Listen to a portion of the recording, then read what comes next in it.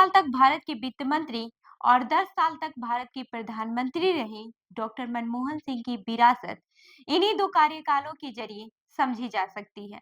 जहां वित्त मंत्री रहते हुए मनमोहन सिंह एक आर्थिक सुधारक के रूप में उभरे, वहीं उनका प्रधानमंत्री का कार्यकाल राजनीतिक खींचातान और भ्रष्टाचार के आरोपों से घिरा रहा।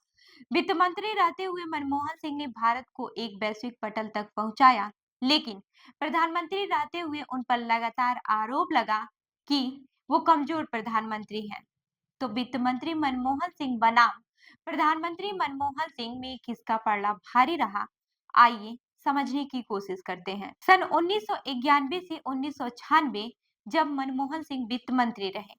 आपको बता दें कि जब 1991 में डॉक्टर मनमोहन सिंह ने भारत के वित्त मंत्री का पद संभाला, तब देश गंभीर आर्थिक संकट से जूझ रहा था। विदेश मुद्रा भंडार निचले स्तर पर था, महंगाई बढ़ रही थी और भारत अंतर्राष्ट्रीय कर्ज चुकाने की स्थिति में नहीं था। इस चुनौतीपूर्ण समय में डॉक्टर सिंह ने साहसिक आर्थिक सुधारों की शुरुआत की, जो भारत के आर्थिक इतिहास में मील का पत्थर साबित हुई। डॉक्टर सिंह ने रुपए का अवमूल्यन, व्यापार उदारीकरण और सरकारी उद्यमों के निजीकरण जैसे बड़े कदम उठाए।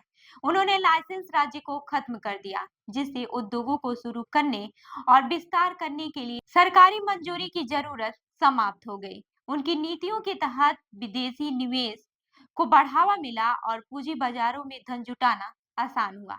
बिजली, दूरसंचार, राजमार्ग और बैंकिंग जैसे क्षेत्रों में निजी निवेश के रास्ते खुले। हालांकि डॉक्टर सिंह की वैश्वीकरण की नीतियों ने भारतीय कंपनियों को वैश्विक बाजारों, पूंजी और तकनीक तक पहुंच प्रदान की। उनकी नीतियों की वजह से 1990 के दशक में उद्योगों में तेजी आई और महंगाई पर काबू पाया जा सका। हालांकि आलोचकों का मानना है कि इन सुधारों ने आय असमानता बढ़ाई है, जिसे दूर करने पर उन्होंने पर्याप्त ध्यान नहीं दिया। अब बात करते हैं 2004 से 2014 तक, जब मनमोहन सिंह प्रधानमंत्री बने। आपको बता दें कि 2004 के लोकसभा चुनाव में कांग्रेस की जीत के बाद से यह माना जा रहा था कि सोनिया गांधी प्रधानमंत्री बनेंगी, लेकिन उनके विदेशी मूल को लेकर उठे सवालों और विरोधों के चलते उन्होंने इस पद को ठुकरा दिया। इसके बाद से मनमोहन सिंह को प्रधानमंत्री चुना गया।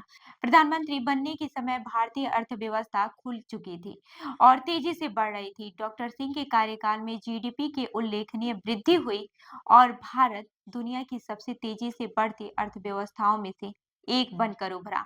उन्होंने 1990 के दशक में वित्त मंत्री के रूप में शुरू किए गए आर्थिक सुधारों को आगे बढ़ाते हुए प्रधानमंत्री के रूप में भी उनका समर्थन जारी रखा।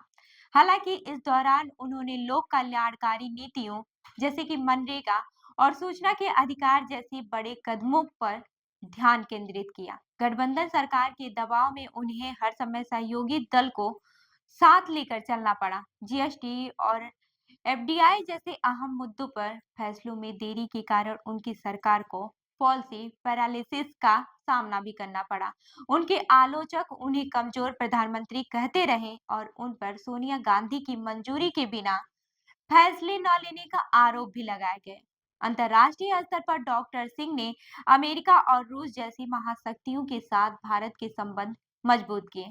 भारत अमेरिका परमाणु समझौता उनकी विदेश नीति की बड़ी उपलब्धि रही। हालांकि उनके दूसरे कार्यकाल में 2G स्पेक्ट्रम और कोयला आवंटन जैसे घोटालों ने उनकी छवि को नुकसान पहुंचाया।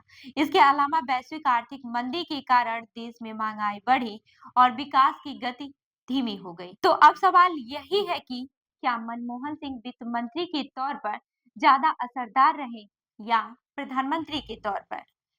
पत्रकार पंकज पचौरी मनमोहन सिंह के प्रधानमंत्री के दूसरे कार्यकाल के दौरान उनके मीडिया सलाहकार थे। उनके मुताबिक वित्त मंत्री के तौर पर नींव रखी गई थी। उनके ऊपर जो इमारत बनी वो प्रधानमंत्री की भूमिका में बनी और वो नींव ठोस थी। जो इमारत बनी और दुनिया में उसका डंका बज रहा था, उस इमारत के ऊपर उन्हीं खंभों पर, चाहे वो आधार हो, चाहे वो मनरेगा हो, चाहे वो शिक्षा का अधिकार हो और भोजन का अधिकार हो, वो जो खंभे थे उस इमारत के उन्हीं पर दूसरी और तीसरी मंजिल बनने लगी। वहीं वरिष्ठ पत्रकार विनोद शर्मा कहते हैं कि वित्त मंत्री के रूप में मनमोहन सिंह एक जानी पहचानी जमीन पर बल्लेबाजी कर रहे थे। ये उनके लिए कोई नई बात नहीं थी। ये वो कला थी जिनका वे अर्थशास्त्री, रिजर्व बैंक के गवर्नर, योजना आयोग के उपाध्यक्ष और विश्व बैंक के अधिकारी के रूप में अपने पूरे जीवन में अभ्यास कर रहे थे। जब वे वित्त मंत्री बने तो उनके पास वह कौशल था। प्रधानमंत्री के रूप में वे राजनीतिक मोर्चे पर बहुत चुस्त नहीं थे। उन्हें इसलिए लाया गया क्योंकि उनकी कोई राजनीतिक महत्वाकांक्षा नहीं थी। तो इस वीडियो में तो आपको समझ में ही आ गया होगा कि मनमोहन सिंह वित्त मंत्री के तौर पर ज्यादा असरदार रहे या फिर प्रधानमंत्री के तौर पर। लेकिन आप हमें कमेंट करके जरूर बताइएगा कि वो प्रधानमंत्री के तौर पर ज्यादा असरदार रहे या फिर वित्त मंत्री के तौर पर। ऐसे ही अन्य खबरों के लिए जुड़े रहिए हमारे साथ, देखते रहिए जनदर्पण न्यूज। धन्यवाद।